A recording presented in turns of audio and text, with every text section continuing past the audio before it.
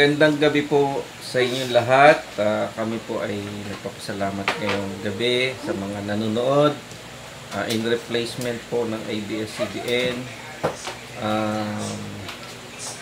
Maaari po sana nating pakinggan ang sasabihin o mensahe ng aking anak na si Arwin Joy para sa kanyang nanay ngayong darating na Mother's Day. Ito po siya ngayon. Dali. Dali. Dali! Isa. Dali, ano sasabihin mo? Thank you. Gamitin mo yung mic mo, hindi naririnig eh. Dali. Nang tagal no. Oh, thank you. Yun lang? Ano ba? Dali. Magsalita ka. Gamitin mo yung mic mo. Gamitin mo yung mic.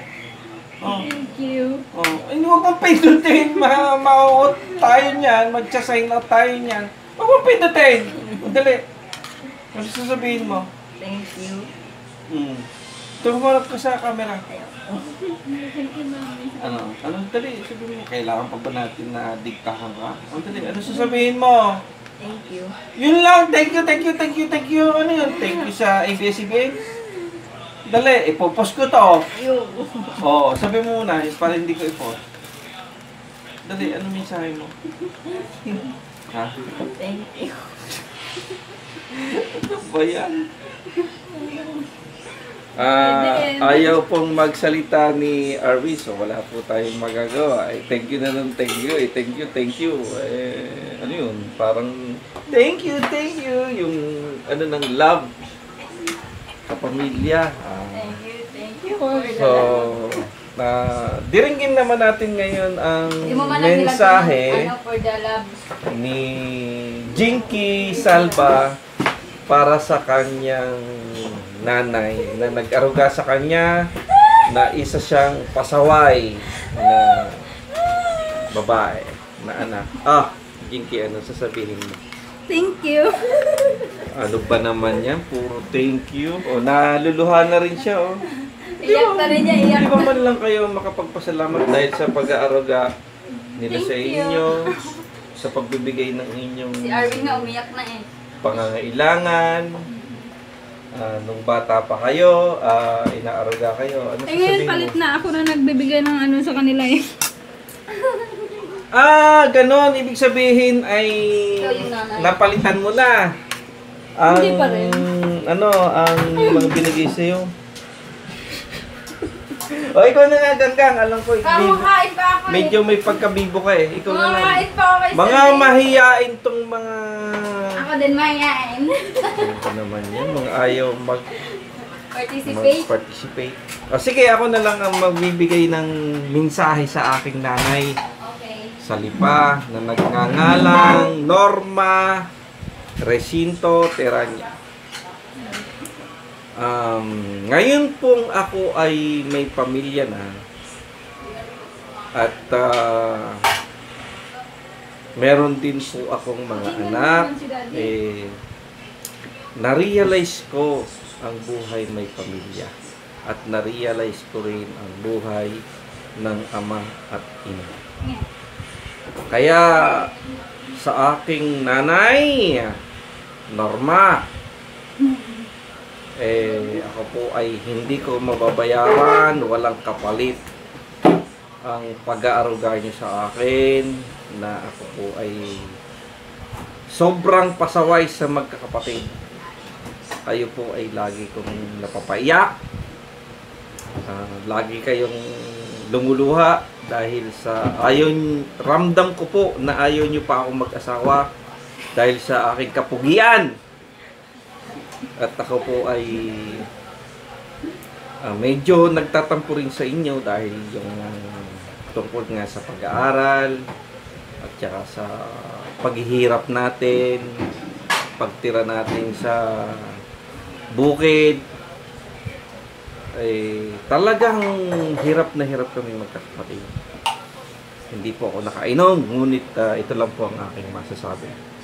sa aking mahal na nanay. Ako po ay nagsisisi doon sa 10 taon nang hindi natin pag-iinikan, datapwat ang aking puso ay nagdurugo. At kayo rin po ang aking naiisip oras-oras. Mahal kong nanay, ay hindi ko man kayo nabigyan ng kayamanan, ay aking ipagpapatuloy ang aking pagtulong sa aking mga kapatid.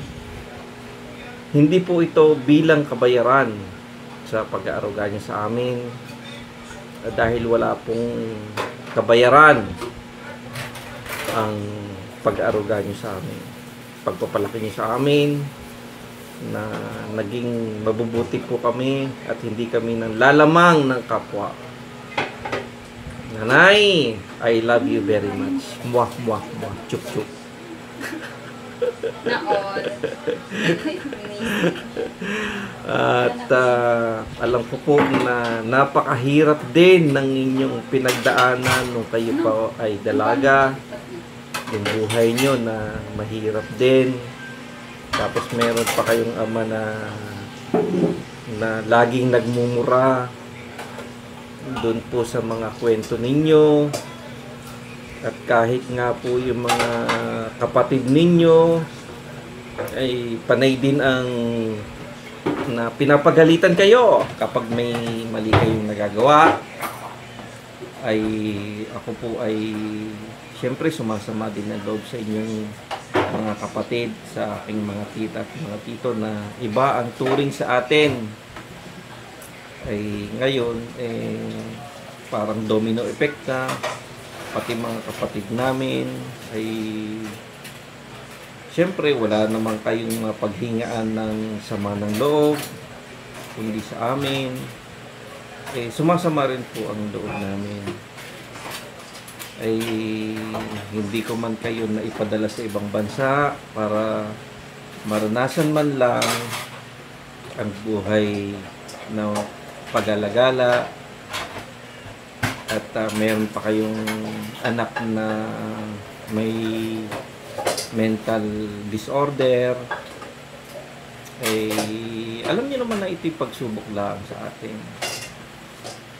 At pinalaki nyo kami na may takot sa Diyos, at mabuti po, at ito po ang aming napag-aralan, aming isinabuhay na magkakapatid. Although nag-aaway kami, pero nagtutulungan kami. At yun lang po. At sa aking mga kapatid, ay kami po ay buong pusong nagpapasalamat sa inyo. Happy Mother's Day, Mami Norma Teranya.